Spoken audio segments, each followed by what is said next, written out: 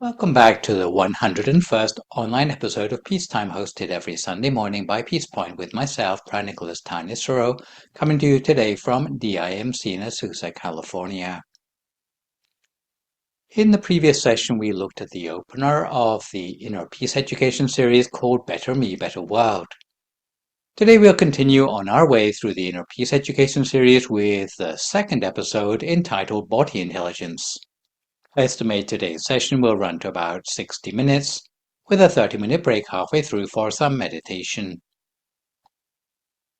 But today I'd like to take the opportunity to talk on a subject which is a little bit more physical, not because it's the only topic, but because it's part of a topic which I introduced to you last session, which I put under the title of Better Me, Better World, which had the idea that there are different sorts of intelligence in any particular person.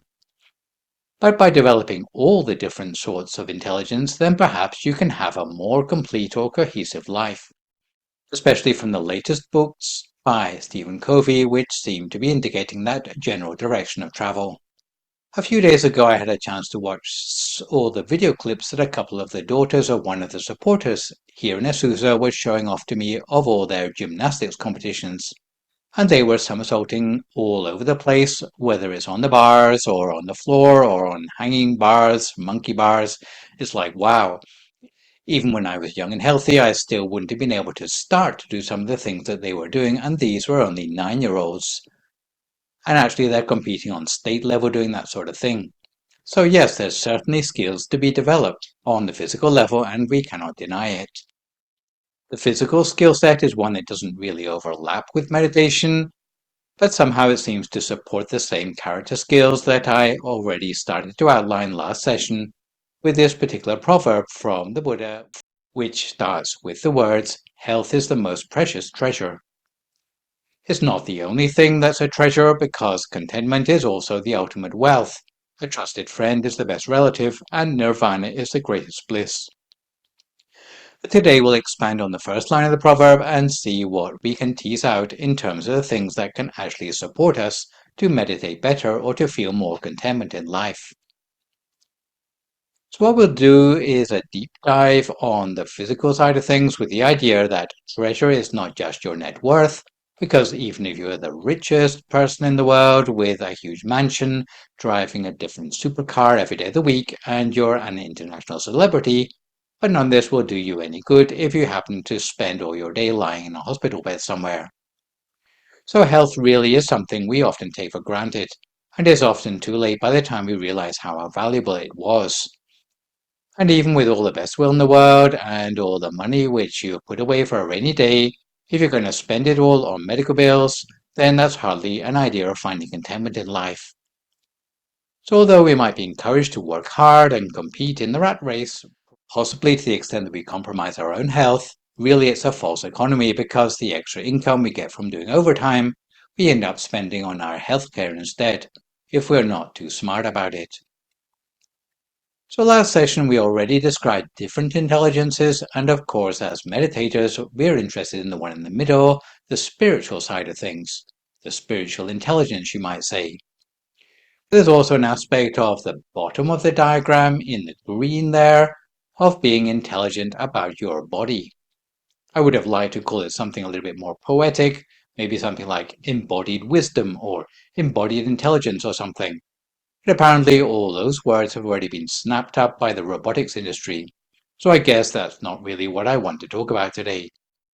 So I just called it body intelligence. For short, sometimes we might call it BQ, or body quotient, like as opposed to IQ. So if you can do somersaults in the air and not get the twisties, then maybe you have more BQ than the average person. So it's not BBQ, just BQ, yeah. So this one is something which, if you're smart about it, it can heighten the quality of your life in a way which maybe you would not get to do if you weren't intelligent on this sort of level. So there is this aspect of development, and actually spiritual teachers have quite a lot to say about it. It's not the whole equation, but it certainly contributes to a better spiritual cultivation if you know about it. These days, more and more, we become aware that there are two sorts of health that we need to be interested in. There's the physical health side of things, And there is mental health. You can do your bodybuilding and work out to your heart's content, but it may not lead you to happiness if you're going to freak out and give yourself a migraine from the fact that you're not looking after your mental health as well. But mental health is something we'll come back to more over the following weeks, with links to the emotional side or maybe the more spiritual side. But today I want to deal purely with the physical side of things, for which it turns out there's actually quite a lot to talk about. But in terms of looking at both aspects of our health, our teacher in Thailand, the Venerable Dhamma, said that physical health and mental health need two different approaches. So on the slide, that is the teacher I'm talking about. For those who are not familiar with our main temple in Thailand, according to the Venerable Dhamma, for total health, we need to keep our body on the move. But for our mind, we need to keep it still. So the stillness part is what we're trying to achieve with the meditation. In case you fail to notice along the way, keeping our mind still actually builds up all its qualities. But for the body, it's another story. We need to be up and about to stay healthy. I hear that smartwatches now tell you when you've been sitting still for too long. Is that true? I don't know too much about these things, but apparently if you sit around for too long, your smartwatch now tells you that you're becoming a couch potato. Yeah, because change of posture is actually good for you. If you're too sedentary, then it's not good for your physical health. But for the mind, it is the opposite. In the ideal world, you can keep your mind still even when you're moving about. So different intelligences on different levels. Our body intelligence, or BQ, comes down on the green one at the bottom there. And what I'm going to argue today is that it also connects with the wider world in a way that the skills and responsibilities that we develop in looking after our own physical health actually scale up to the wider world. If we can look after our own body, then perhaps we have a chance of looking after the wider world in terms of environment as well. And some of the UN Sustainable Development Goals can be understood in terms of things that also we can develop on the micro level if we are more attuned to looking after and listening to our body health. So there are different people who are good at describing the different sorts of intelligence that people can have. The emotional intelligence mostly comes from Daniel Goleman, which I'll come back to in the next session. Spiritual intelligence seems to come from two authors called Dana Zohar and Kino Donnell. So I'll come back to those in the session to follow that. Today we're looking at the body intelligence. So why do we even need to worry about physical health at all? Apparently in our life there are different sources of things that can cause us suffering. Suffering is usually something Buddhists are pretty big on, and it can come from different places. But what we are particularly interested in today is the aspect of physical suffering, which comes to us whether we like it or not. Some aspects of physical suffering we can minimize if we're smart about it. But certainly on the physical side of things, it's good to know about the physical suffering in our body and the sort of things that lead to it, so that we can know which ones to put up with and which ones we can do something about. For example, if you sit still for long enough, then you get aches and pains, right? You wouldn't think they would design a body like that, where just by sitting around is all it takes for you to feel pain. But that's how it is. It's part of the nature of the body, some of the limitations, you could say, that we have to live with. You think that we only feel suffering when we're sick, but it's not exactly true. Even when we're healthy, we still feel suffering. Pretty ironic, really. So there was once a Sri Lankan monk I met, and anyone who met him asked, "Bante, how are you today?" And he'd reply, "Oh, I'm feeling pretty well, except for the 6 illnesses that I have." People always laughed in embarrassment, and it explained the 6 sorts of illness inherent in his body. So that's, even when you're not sick, you've got 6 illnesses. If it's too cold, then you feel cold if you haven't got enough clothes to wear. If it's hot weather, then you feel hot. So that's also a sickness. If you haven't eaten recently, then you feel hungry, and if you haven't had enough to drink recently, then you feel thirsty. And if something prevents you from going to the restroom, then you feel suffering from the fact that you cannot poop. I think that's the correct expression these days. And if you cannot visit the urinal, then it's also a very great deal of suffering, probably recognizable by anyone who's been in a traffic jam in LA recently. In Thailand, they have solved the 6th form of illness with something called the Comfort 100. Do you know what that is? Are you behind Thai people in your technology? Well, it is a little bottle with a wide neck, what might be called a portable urinal. and you can probably work out the rest for yourself. And apparently it is unisex. I can recommend it for illness number 6 because the problem of traffic jams is harder to solve, yeah. Maybe that's your 7th sort of suffering there. But yes, even when we're healthy, we've got 6 illnesses to deal with. So we do the best we can. So it's the nature of the body that it has these inbuilt weaknesses, and suffering is sort of a part of life, which we try to minimize where possible, or we try to prepare ourselves for where it is unavoidable. So neglecting our body is not really an option. It's something we have to learn how to do the best we can. Otherwise, we're in for a lot of suffering. Part of the problem is that we have a lot of cells in our body that die every minute of the day. Hopefully not our brain cells, but I think that they are included too. But apparently 18.75 million cells die per minute in our body. Pretty serious, right? It's a wonder we're still here at all. So we have to find something to replace those. Hence the thing about being hungry and thirsty the whole time. Because we need to replenish those impure elements and shelter our body with clothing and shelter so that the damage is not worse. So these are the things which are not really optional. They might be referred to as needs in our life rather than wants or preferences because we are pretty needy people, not in an extravagant way, but just like the survival basics.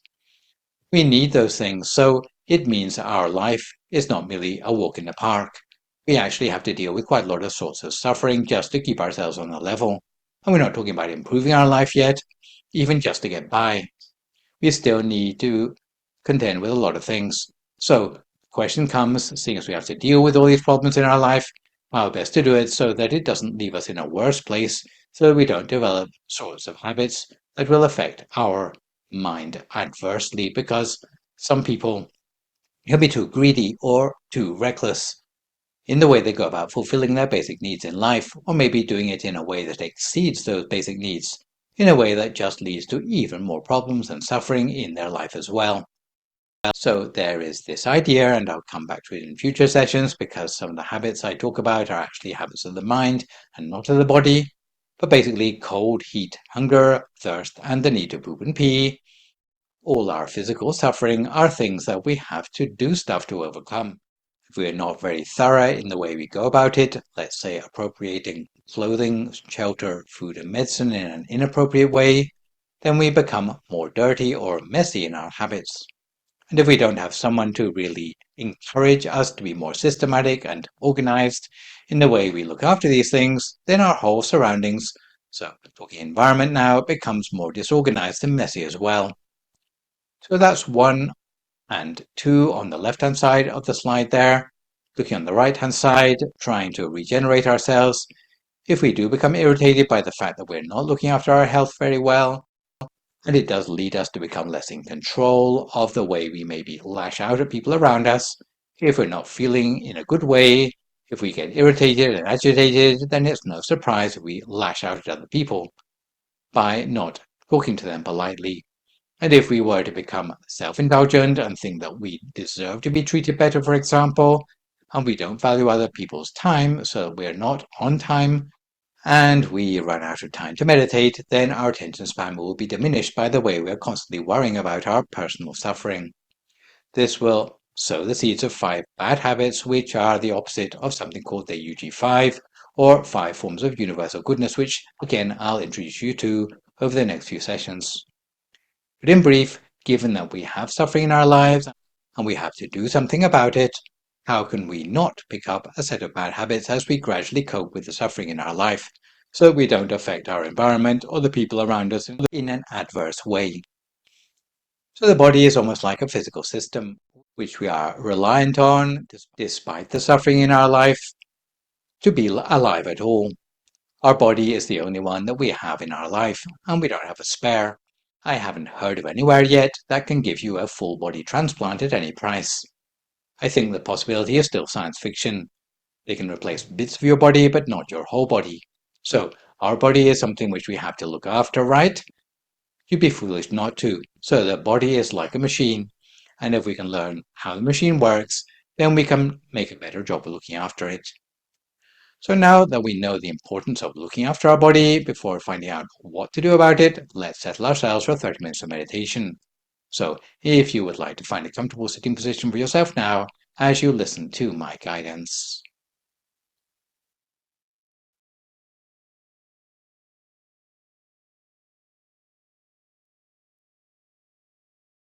So let's take some time together to find that inner light within.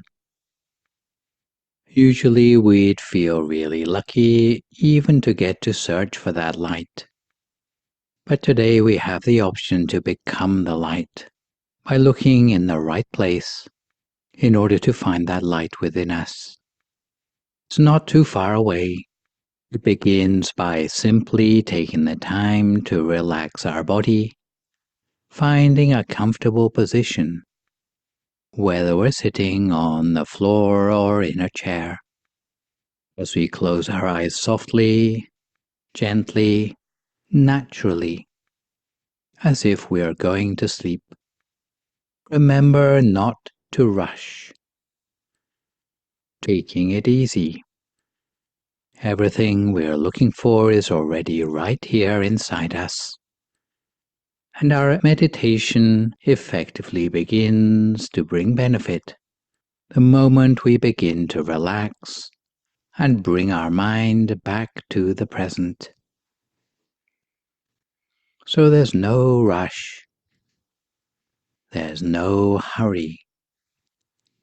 All we need to do for now is relax our body, because this is the foundation of a smooth and easy meditation. So let's adjust the best we can, finding the position that feels like it's the most comfortable for us, that helps us be mindful but relaxed at the same time. Relaxing, releasing tension from all our muscles, from the top of our head all the way down to our feet. Taking a moment to scan, to observe whether we are fully relaxed, reminding ourselves that it's time to rest our body, and to decompress our mind. A good way to help us relax and make sure that our body is as calm and relaxed as possible is simply by breathing in deeply and exhaling slowly a few times.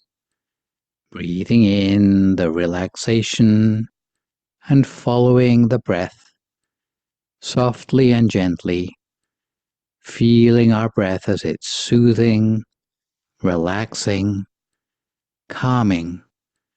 As we exhale, we allow all the tension, any tightness, any hidden stress that might be lingering in our body to fade away and disappear, leaving us with nothing but a feeling of relaxation, allowing us to feel lighter and lighter.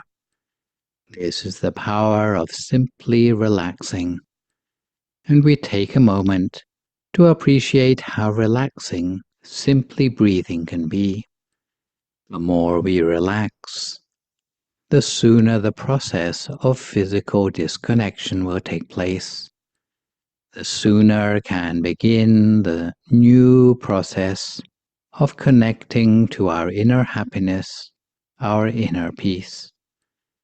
All we need to do now that our body is more relaxed is take a moment to smile to ourselves and appreciate the relaxation that's starting to take hold within us, welcoming it and feeling proud of ourselves that we are able to give ourselves this opportunity, because most of us give all our attention and time to everyone and everything else.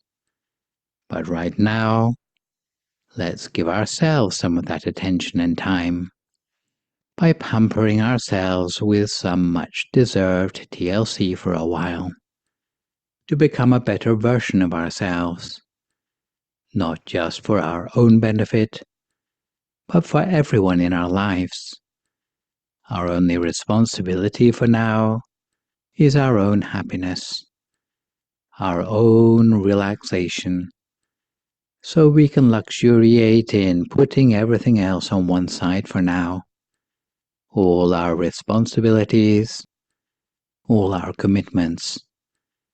Right now, let's just focus on the present. We begin by bringing our mind to where it feels comfortable within us, because we all have a special place that our mind wishes to go, where it wants to rest, relax, recharge.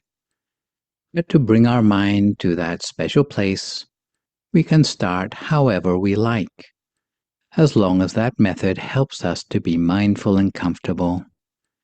For some of us, we may like to repeat in our mind a mantra such as Samma Arahang.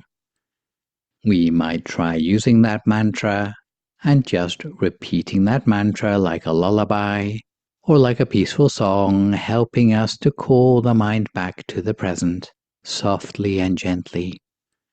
Or for some of us, we might like to visualize. But we visualize in a way that we're not focusing on how clear the image is, but we just try to stay with the image consistently and comfortably, easily and naturally. For example, we can imagine a bright sun in the sky, or the warmth of the sun, but as if we see or feel it inside us, feeling warm or bright from the inside, and staying with that feeling or image with the innocence of a child. In other words, not overthinking it, just going with whatever feels natural. We can imagine for however long we like, for as long as it feels comfortable, because in the end, whether it's the mantra or the visualization, they're just tools to help us stay present, to stay calm and relaxed. So we can use whatever tool we feel works for us and follow what makes us feel comfortable. We need to find that balance for ourselves, where it's neither too tight nor too loose, but in that sweet spot where it feels just right for us, where we feel okay with it, where we feel like it's natural and easy to stay in our meditation zone. It all depends on how we feel. If our mind is becoming quieter, we'll feel that we don't need anything more, and we can just let go and be still. We might try to achieve this, but in the end, the stillness within us may not last that long, and that's okay, because we have to just be a good observer, meaning that when the stillness disappears, there's no need to panic or get frustrated. We just go back to the method that we were using before, or try a new method that returns us to mindfulness and comfort. And before we know it, we'll be back to feeling calm and still again. Eventually, those periods of stillness will last longer and longer. But for now, all we need to do is follow through with whatever is helping us to stay calm, whether it's the mantra, the visualization, or both. Every moment that we feel calm and relaxed is important for our meditation, because it's bringing us closer to being brighter, more positive, because these moments of relaxation of body and mind are a breeze of clarity that helps to push away the clouds from our mind, to clear the clutter, to reveal the source of happiness within us, something that's always been there within us, but which can only manifest when we relax, release, let go, to allow us to feel and see what's already inside of us. This whole process can be initiated easily enough, simply by following whatever allows us to feel comfortable, whatever allows us to feel content. We just stay with the feeling of relaxation while being ready to adjust if it disappears. We follow the comfort, and that comfort will take our mind to where it needs to go, allowing our mind to rest, to relax, gradually and naturally. So all we need to do now is to stay with this feeling, calmly, gently, contentedly, while we continue to follow the rest of this meditation together in silence.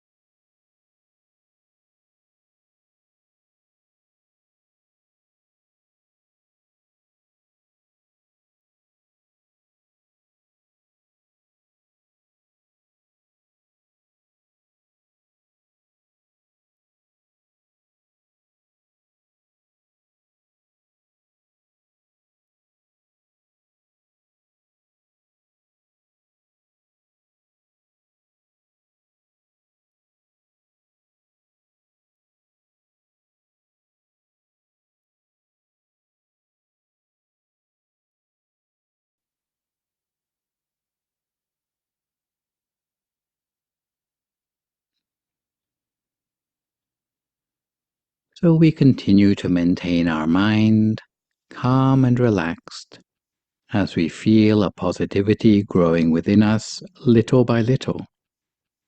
In the meantime, we should not overlook even a single moment of relaxation, because every moment of relaxation of the mind is a miracle, a watershed moment, a tipping point, just like a glimmer of brightness, no matter how small, already starts to push back the darkness.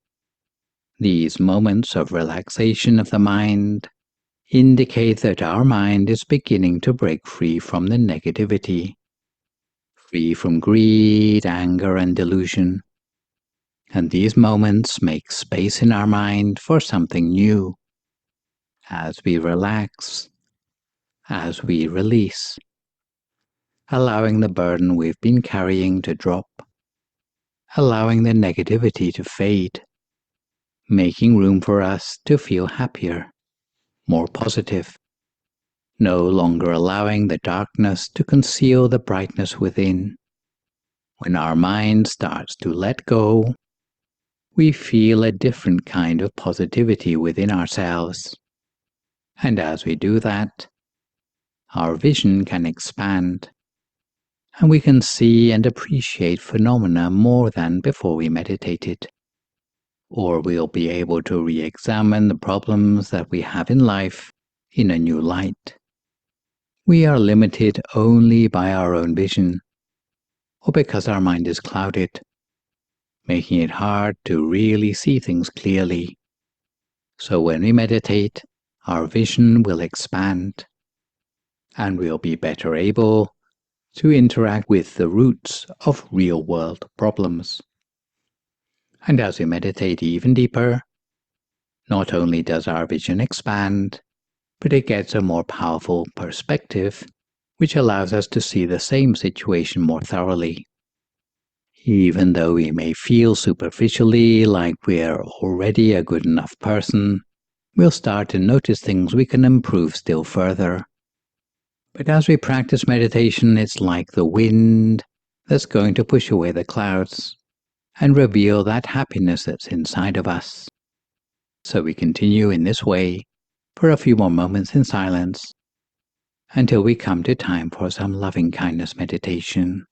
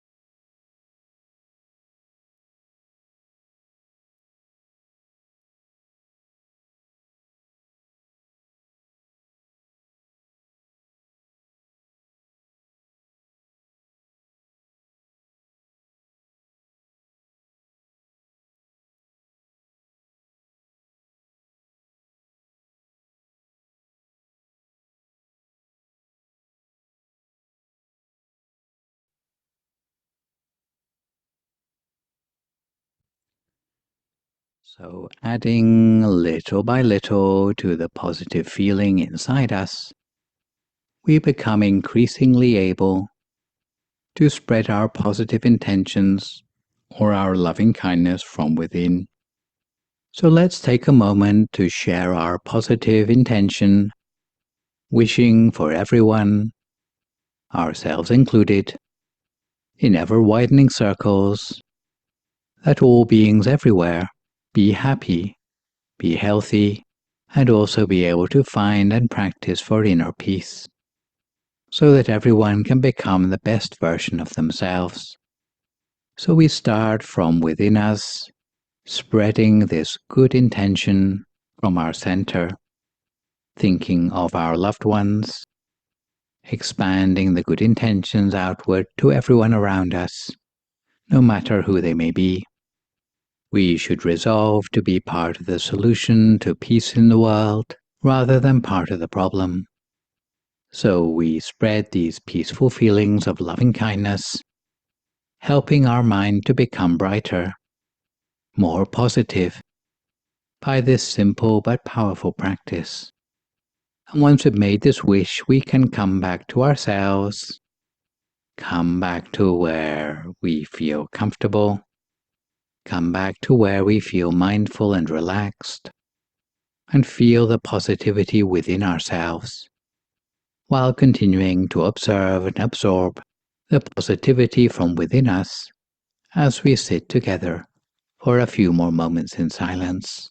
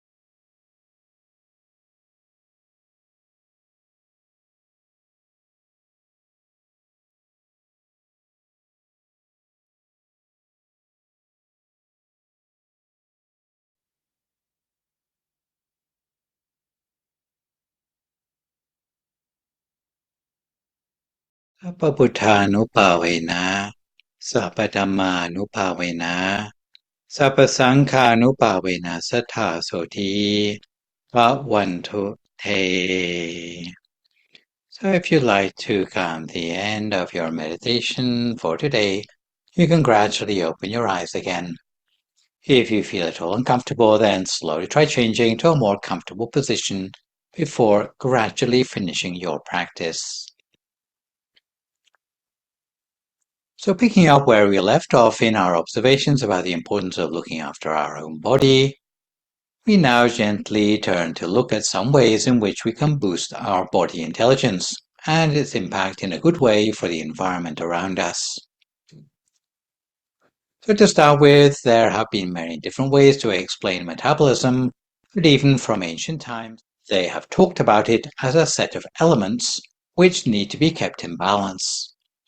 Ayurvedic medicine talks about metabolism getting out of sync and causing various bodily complaints. So even in the Buddha's time, that's going back 2,000 years, they talked about how just by our irregularities in the way we organize our daily schedule, we can sometimes mess up our metabolism. Interesting?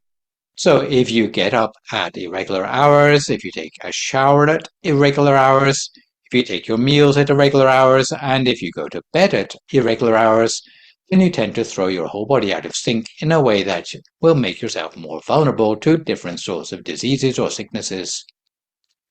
You can interrogate your own daily schedule at this point. Do I like getting up at all hours of the night? Do I like to go to bed at strange hours of the night? Some people ask me, oh, are you sure you got that right? Showering at irregular hours? I think to justify this, it's like, let's say it's particularly cold weather and you go and take a shower when it's cold, then you're likely to get a cold. In addition, I think it probably also includes making sure you are making regular visits to the restroom, because it's also pretty important to stay regular, as they say. So that's in there too, but apparently it messes up your metabolism if you are irregular in your daily schedule. If you can keep these things on track, especially going to bed at a fixed hour, usually not too late, your body actually gets time to replenish itself and rebalance itself on a daily basis. But in terms of physiological research, health research also echoes this advice. Regularity of sleep and meal times is actually tied to our circadian clock, meaning that because we live on Earth and Earth is circulating around the sun, we have a so-called biological circadian clock that sets our hormone level fluctuating every single day based on when the sun rises and when the sun sets. So if you sleep too late after the sun goes down, your hormones are actually not designed to make you fully awake, right? The hormones want you to sleep because the sun has gone down. But if you artificially stress yourself by not sleeping, then it goes against your hormones, and in the long term, it will cause chronic diseases. That's why shift workers who work during the night and sleep during the day tend to develop type 2 diabetes as a result. It's very well proven in the literature. The main thing I want to talk about today also comes from the Buddhist teachings, is that there are 5 things which help you to boost your BQ. And these are, number 1, to work on the favorable conditions in your life. So wrapping up if it's cold weather, finding somewhere in the shade if it's hot weather. Sometimes you need to move around. These are all conditions. They're not your body itself, but you can set the conditions by which your body can thrive. So it's not staying inside all day, but getting some fresh air now and then. Taking breaks from your work schedule. These things can really improve how you feel about your health. The second thing is moderation.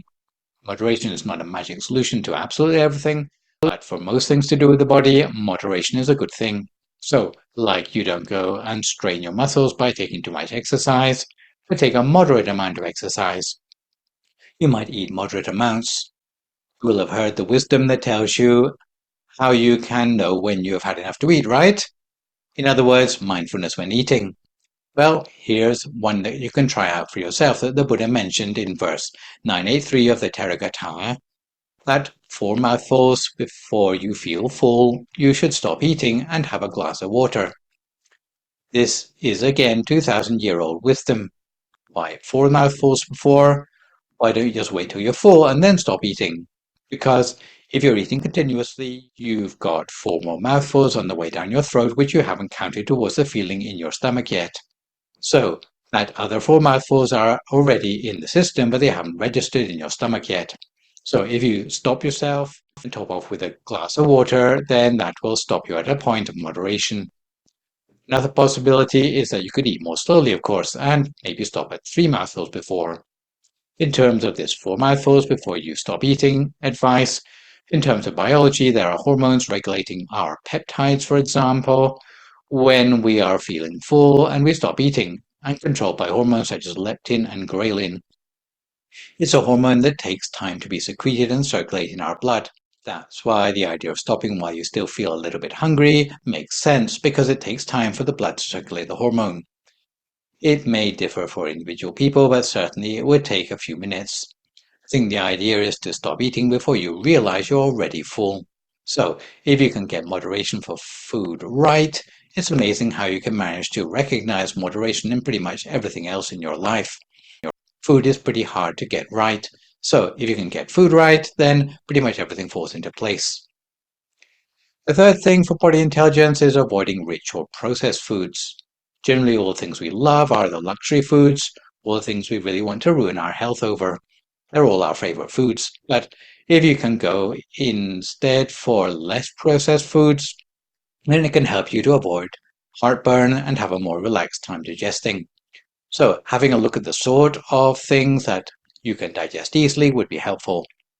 If you can be selective about your food, I guess the up-to-the-minute dietary advice is to avoid processed foods such as white bread, white rice, pasta, anything with sugar in it, and instead to eat whole grains, beans, things like that. So dietary fiber, while avoiding rich, creamy foods, the sort of things which really give you heartburn afterwards. Fourth thing is balance, sleep.